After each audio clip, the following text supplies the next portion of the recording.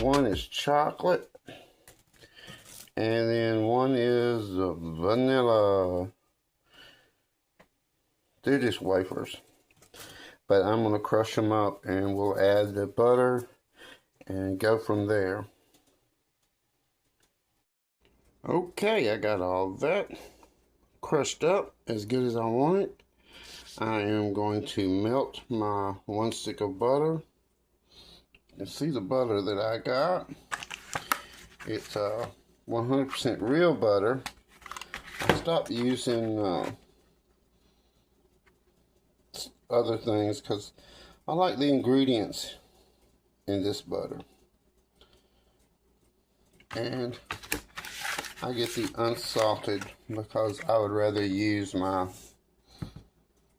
Himalayan pink salt.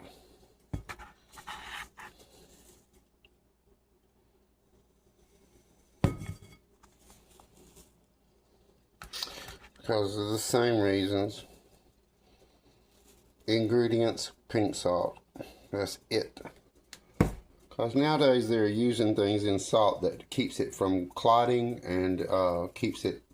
I remember when I was young, we'd always put rice in our salt shakers to keep it from knotting up. But in the South, it's so much humidity. But nowadays they don't have to do that anymore. So I just decided I wanted to eat real 100% salt. Okay, so I'm going to melt this stick of butter. And I'm going to pour it in here. And then I'm going to line my iron skillet with aluminum foil, which I really don't like that part because I'm trying to get away from aluminum. But for now, that's what I've got. I'm going to line my pot, which would be my cast iron skillet, with aluminum foil. I'm going to put this in as a my crust, and then I'll come back and show you that as I'm doing it or as I have it in there. Okay, this is a cast iron skillet. This is the smaller one. I'm just going to put my butter in here. I got it on the stove, and since I'm holding my camera, I'm just going to try my best to cut it up. I don't want it to be hot, just melted. And I don't want to use the microwave, so I'm going to use this small cast iron. And I'll just cut it up in small chunks. And as soon as it starts melting like that, I'm going to turn my eye off and just let it sit until it's melted. That's my dinner. That's my chicken I'm cooking. Maybe another day we'll go through that. But today I'm just going to serve a chicken broth with chicken on the side to put in it and white rice. But I'll show that another day. It's really simple and easy, and it's really good for you. It's good when you had a heavy meal one day. The next day you can have a light meal. Okay, we'll cut back.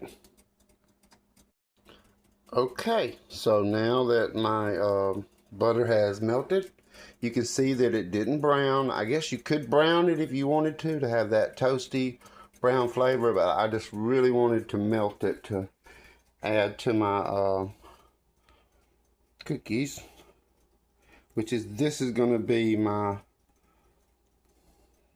I guess you could call it a crust.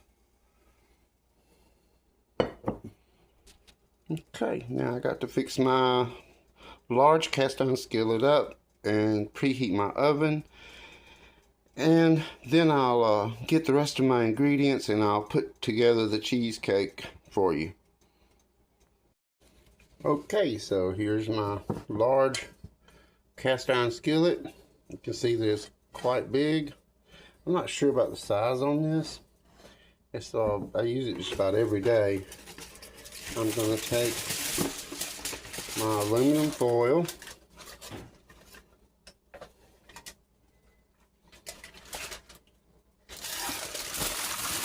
and I want to cover. So I'm going to put it in first this way, And as you can see, I found something to hold my camera. Got in my rock stuff. What this is going to do is I'm going to be able to lift, once my cheesecake cools, I'll be able to lift it out and be able to cut it and have servings instead of having to use the cast iron skillet, which that would be fine too. I think I'm doing it this way just because I'm making a video to tell the truth. And I've only done one other thing like this. So I'm sure it's just like any of the other videos. The more you do, the more comfortable you are. Now I'll take my mixture of my cookies that I crushed up and I added the stick of butter. I don't think there's I'm just sort of like making this up because I know how to make cheesecake. I do a very simple cheesecake. If you, I'll tell you what I'll do in the description. There's a video that's probably like less than 2 minutes telling you how to do a basic cheesecake. And I mean, it's extremely basic. There's no anything you have to go buy, you know, like sometimes they'll have 30 or 40 ingredients. But you want to press this down really as far as you can get it, because you want as much as your cream cheesecake mixture as you can get in here. So I'm going to press it just as hard as I can. And you don't really have to worry about the sides, because most people just do the bottom of the cheesecake, and they have the form-fitted pans where the sides release and you can just lift it out in the wax paper and all that stuff. But I don't really make cheesecakes and stuff a lot, and when I do, it's just for my family and for dinner. You know, for a couple of days we'll have like a piece after dinner, because I do a homemade meal every day. Okay, now I'm gonna get my stuff together and I'll mix up the cheesecake filling, and I'll show you how to do that. Another little tip, guys or gals, whoever, I always like to clean up my area as I go. I mean, I'm not showing you all this up there because I got my stuff, you know, that I use. But anyway, I wasn't about to go and have to sit in here and clean all day long just to make a video that you wouldn't be able to see anyway. But I always wash my hands between each step, clean my counter really good. I mean, I know I'm not putting anything on the counter, but I just always like to keep this clean. That way, you just clean as you go and you don't have a big mess when you're finished. Okay, here we go. This is actually a Philadelphia cream cheese cheesecake recipe. I've just tweaked it a little bit and I'm doing it my way. I mean, that's the way we do it. I'll be using great value granulated sugar, Martha White self-rising flour, my cage-free brown eggs, my vanilla extract, and my great value sour cream. Okay, now I'm gonna put all this together, make a good old cake. And here we go. Okay, I have a really deep bowl that I got at Walmart. I like this big deep bowl because I'm known to sling things around and I have to clean it up. So let's start. I'm gonna put 1 cup of sugar,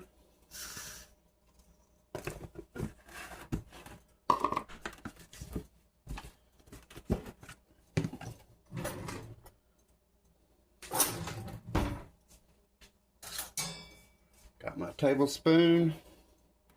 I'm going to put 2 tablespoons of flour, and you can see it's kind of mounded, so you could say 3 if you try to level it off. I don't normally do measurements, but since I'm doing this video, I thought I would do it where some people could have like a general idea. I like to put my stuff up as I go, where it don't pile up on me. I'm gonna mix that sugar and flour together a little bit. Get anything out of it that I might not want.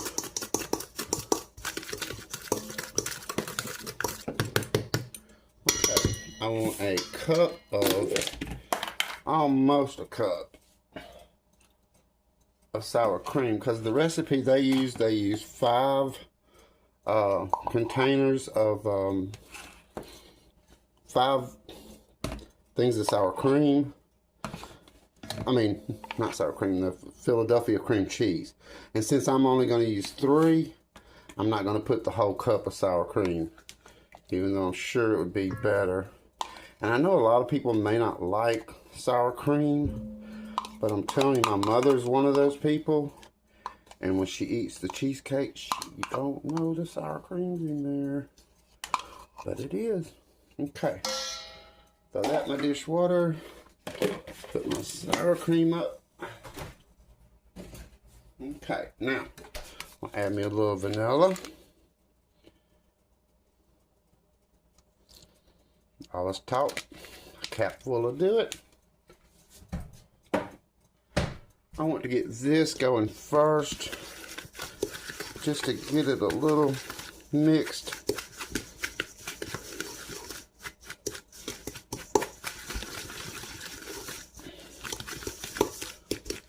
Okay, going to, cream cheese is usually really easy to open.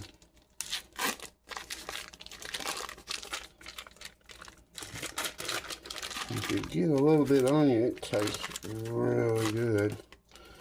So you can always get it off. I don't like to waste, so I'm usually the one that scrapes the bottom of the barrel. So I always used to love to watch Martha Stewart, because that lady will sit there and scrub everything out of her pot. And we all know she's got plenty, but she does not waste.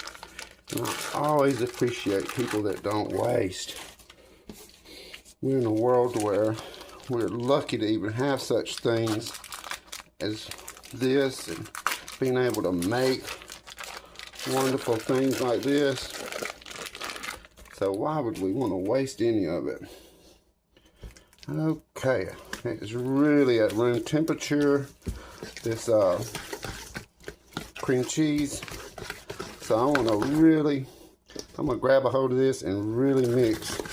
I'm not looking at my camera because I got a system to where I mix and I let my bowl spin. And then I scrape my edges. Then I whip it to the middle. Okay, got this going pretty good. I want to put my eggs in. I got beautiful brown eggs.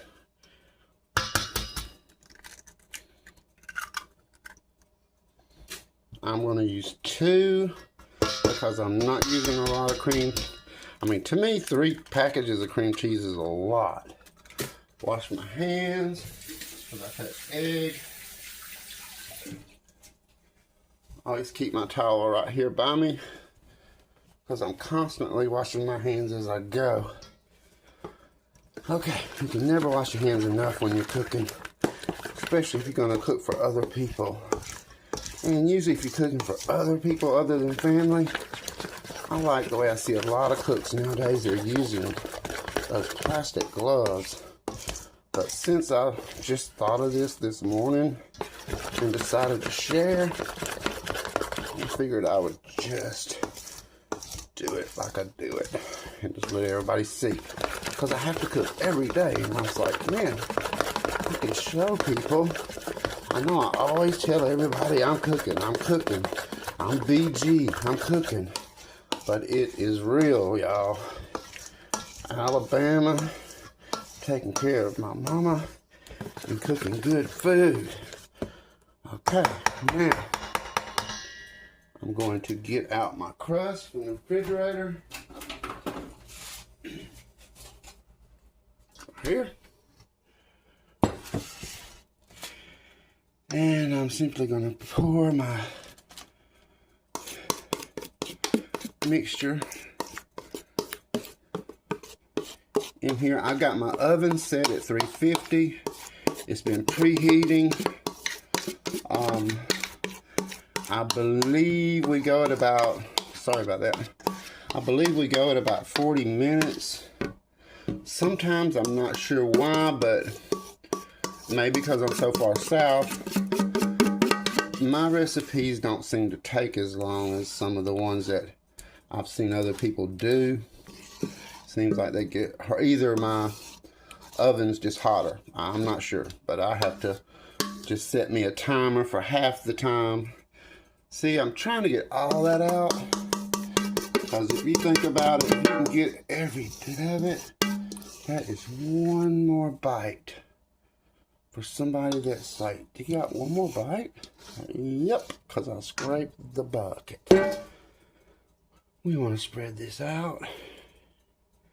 Hopefully it won't rise and go over, but I do have foil at the bottom of my stove. That way, if anything does come up and out of my things I cook, because I make a lot of bread and stuff like that, and I do a lot of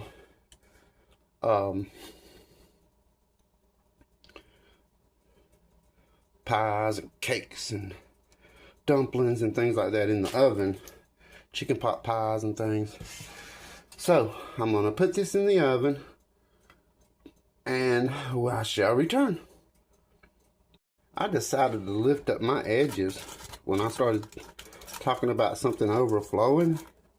So I lifted all my edges up around the edges of my skillet. That way, if it does come up, at least I can catch that much of it. Okay, into the stove. Now we'll let that cook for 40 minutes. See, there's my safety aluminum foil, and you see how much it saved me. But there's my cream cheese. I'm gonna shut that because I've been preheating, and we'll let that go for, I'm gonna set my timer for 25 minutes, and then I'll come back and check on it. And knowing me, I'll come back several times before that. Okay, see you later. Okay, here we go. I put me a towel down. My counter is heat resistant, but I don't know. I'm Southern and I don't like to put hot stuff on my counter. So I'm gonna bring my cheesecake out. I have cooked it at 350 for 40 minutes. It don't really have a jiggle. You jiggle it and it does jiggle a little. And remember, I got it in cast iron, so it didn't even come up. So that's good. I mean, it did come up. It filled the pan up really nice. It has, you see that little bit of jiggle. I'm not sure if that's coming through or not, but in the center there you can see it. But you got to remember, I'm using cast iron, so, and I've got to let this sit on the counter for a good hour or so to let it come to room temperature before I put it in the refrigerator. So what I'm going to do is now I'm going to show you each product that I made for my detailed product information and the recipe, the ingredients, and then we're going to give it a good tasting. I'm glad for y'all joining me. I know that this is only the third time I've ever done anything like this, and I jumped up and did this at the spur of a moment. I didn't give it any thought at all. I am really going off the cuff. So I just thought, why not, you know, show the truth, show how it is. And what we're going to do is when I get finished with it later on tonight, I'll have my mother sample it for us, and we will see if she likes it. Let's hope so. Y'all have a good evening and be blessed. And like I said, I'm going to show you my the stuff that I used and that I prefer to use. And we're going to do some product branding and see how that goes. Thank you so much for joining me. I hope you can stick around for the rest of it as I tell you the recipe again, because I did try as I went, but I can't really remember if I did the complete details. So I'm going to go through it, and I'm going to shorten those products and the barcodes into little 2-second flashes. And so we'll just see how that goes. Like I said, this is the first time I've ever done this. Gonna see how it works out. I appreciate y'all. Please be blessed. I am, and I am glad to be back on YouTube. I'm glad to see everybody here that's made it. And I appreciate everybody. You know I do. Thank y'all so much. And we'll see what comes of this, and see if I start showing some more things that I make as I cook every day. Thank you. Y'all be blessed. Bye-bye. Okay, it has officially cooled down. I've had it in the refrigerator for 4 hours. I let it get to room temperature before I did. I've got a cake plate here that I'm going to use. It's arched, and I'm sure it should be flat. But I'm not going to get any of that stuff out. I'm scared to touch it. So I'm going to use this and serve there. I'm going to, hopefully it'll come out.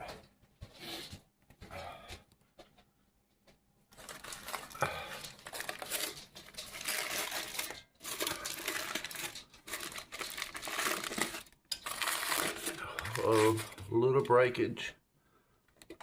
That's all right. Sample piece. Okay. Ooh, look at there. I want to look at that. That is perfect. Okay. Now I'm gonna cut. I'm gonna cut right here.